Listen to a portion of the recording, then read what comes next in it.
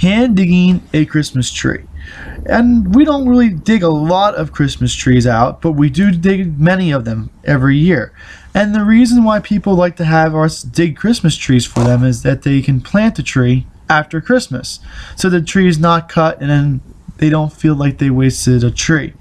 So the first thing we do when we dig a tree is that we have to remove all the branches out of the ground, and we do that by tying string onto the tree and then wrapping it up. Whenever you wrap up a tree, we always stress that you should try to tie the main part of the string, the first beginning part, onto the trunk of the tree and not onto the branch. The reason you want to do it onto the trunk is that when you tie up the branches and then the string is tied to a branch, that branch will gain a memory of being twisted around the tree. So we tie it to the center of the tree to avoid making memories on branches. And you'll definitely notice that when you get back to your house, that if there's a memory on a branch, the branch just won't look right. After we tie it up, we grab a handy dandy shovel and we start removing the grass around the tree. There's two reasons to remove the grass. First one is that the top a little bit, there's not a lot of roots there, it's just extra dirt. So we just want to remove that so when we dig the tree out, there's a lot less weight. Secondly, we do that is that we remove a lot of, like, we put a little taper onto the tree. The soil is tapered away from the center of the tree. It'll aid us when we start digging or trenching out the second part of it. So we just go around removing the dirt. If we see any like little shrubs or any grass clumps, we usually get rid of that fairly well. After we remove the grass, we grab the king spade. This is the main digging shovel, and we start trenching around the tree.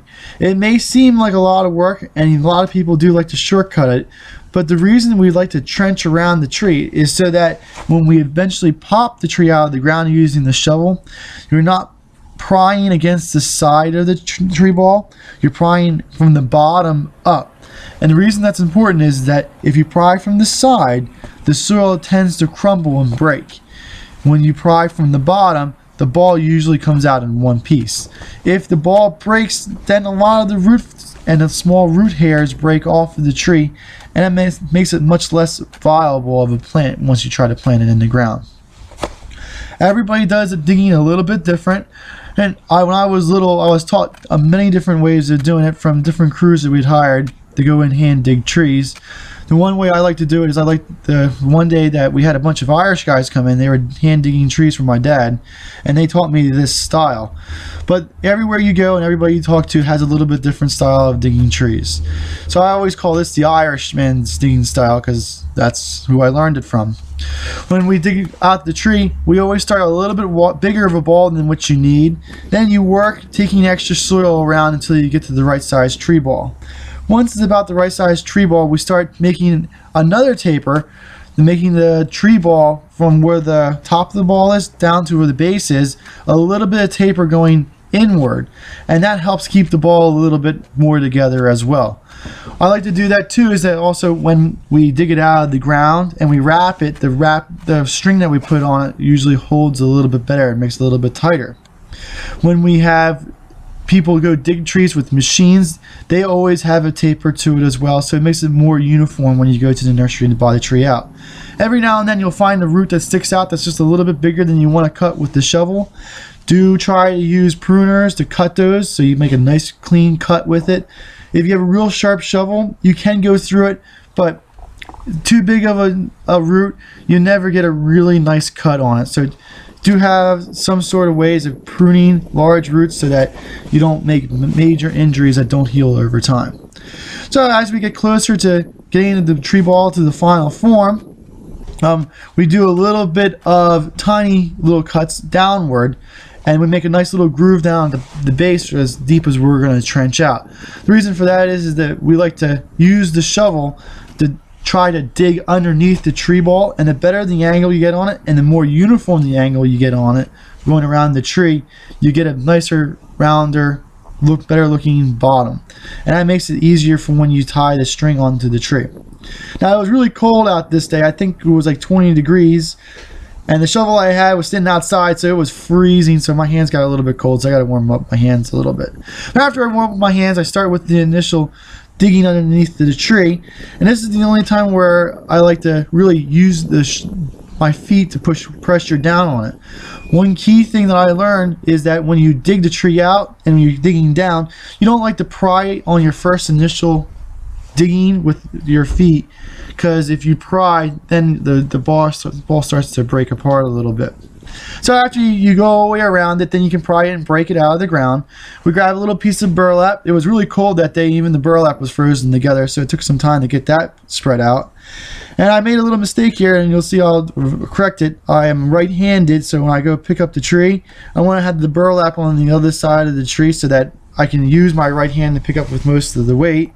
If this was a little bit bigger than when we like to dig by hand, and I usually like to try to use the shovel, but I couldn't get my hand underneath of it to pick up the other side of the shovel, so I had to pick it up by hand without using the shovel, and that's not as nice, but it still held together pretty well. You can see our real heavy clay. You can see our subsoil there at the lower end. There's no roots down there, so sometimes they do break off a little bit, but that's not too big of a deal.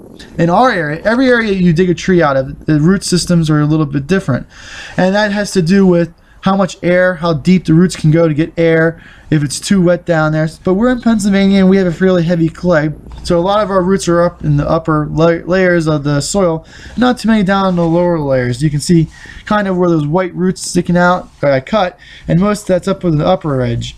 So now I take the burlap and I wrap it around it. I grabbed a little bit bigger piece of burlap than I need, but it's always better to have too big of a piece than too small of a piece. You have too small of a piece, it's hard to cover the whole thing, but if you have too big of a piece, you can just wrap it around. Whatever extra burlap you have, I always like to wrap around the center of the trunk of the tree. The reason I like to do that is that when I take the twine and cut the twine and I tie onto the tree, that twine's tied on and it's rubbing up against burlap, not up against the trunk of the tree. It's not that big of a deal, but I think that if you have a delicate tree like that's still growing, like a maple or dogwood, and the bark's growing at that time, and you put the string onto it, you can sometimes damage the bark. So it's just a convention I like to use, so you assure that you don't damage the bark of the tree. I don't know how effective it actually is or how much you need to do it, but that's what I like to do. The first piece of string goes right around the tree, just as so, underneath of it, and then I like to try to make it go through the center of the tree as possible. Sometimes it's really hard, but the more on center you get, the better the tree ball is going to look. And this is basically the string that you use to pick up the tree. It doesn't really hold the ball too much in place, but it helps you move the tree around. And I do the second one around, making it go through perpendicular at the bottom. I loop the string through itself, and that holds the string in place so it doesn't move. After that, go back around up to the trunk of the tree, and then we just tie it off. You can see it at the base, it loops through, and that kind of anchors it. It doesn't really move after you do that simple little tie off on the bottom, and you just tie off on the top. You can try to make it as tight as possible, but it's as hard as you pull, it'll always go loose, mostly because the string kind of molds into the soil, so it doesn't really get real tight. So you cut off the extra, you tie it onto the other piece that you have because you don't really want to waste too much. You take a little bit extra, and we're going to do the sides now. This one here is going to help hold the ball together the most. This is the more the structure one, and you can really get this next part tight.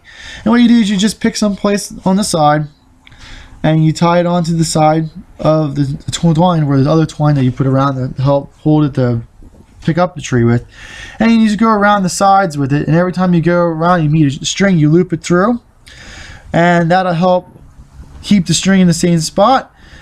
And there's 4 pieces of string you have to tie onto, so there's actually 5 times you have to go around. And after you get all the way around, you pull as tight as you can, and really tighten it down. You tie off a simple little knot, you cut off the extra, and then you have yourself a tree. And that's basically the kind of tree that you'd like to see.